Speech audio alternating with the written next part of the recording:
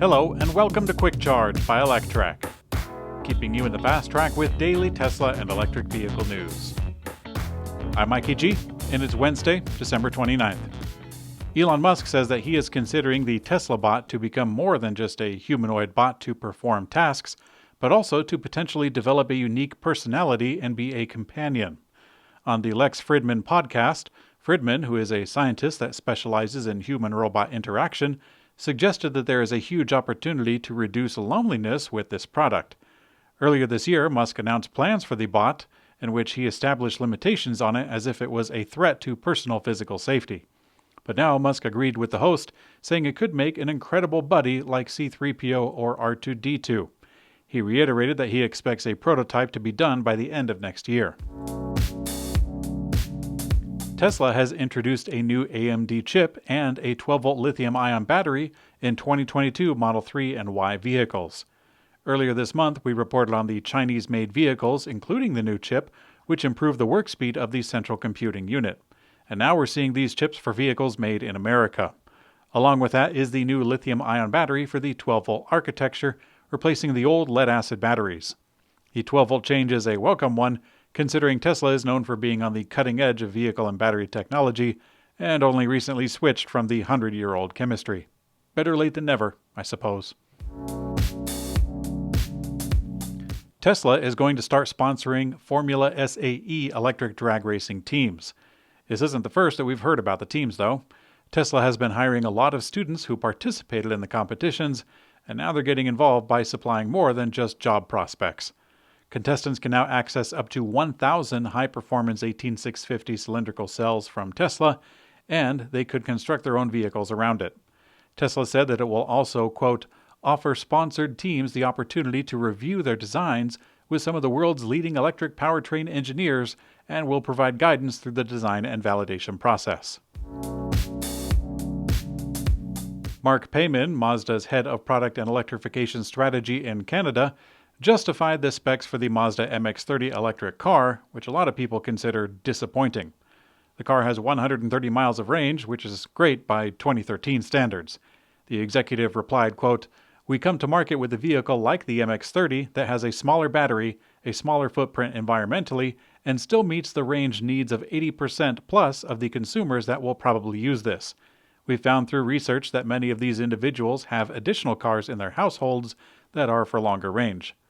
Now, oddly enough, the justifications that he used were great for the first generation of early adopters who first got their Nissan Leaf.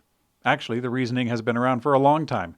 Before the Leaf, there were cars like the Zen, before that the Zap Zebra, before that the Komoda car, before that the City car, and before that there was also... Hyundai has suspended development of their Genesis hydrogen fuel cell vehicle indefinitely. The news comes hot off the heels of Hyundai announcing an end to the internal combustion engine development.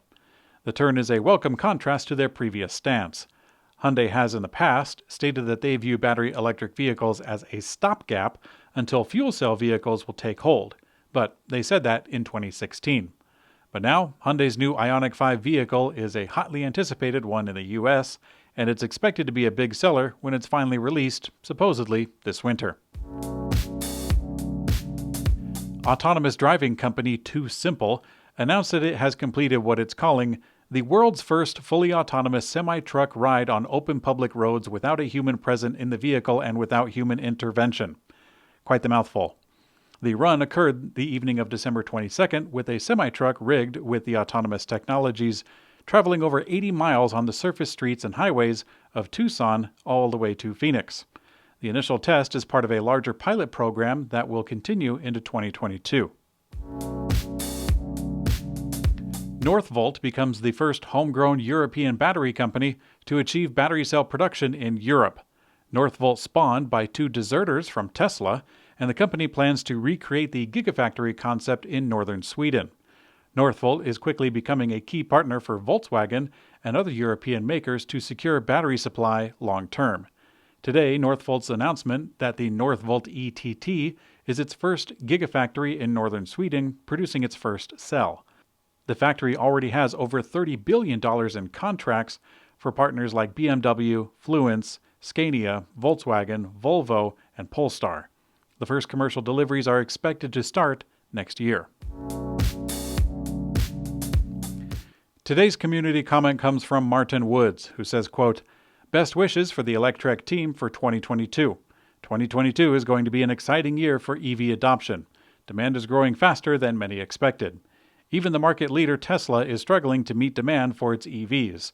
Berlin and Texas should alleviate the demand, but how will other automakers cope?" That's actually a good question, Martin.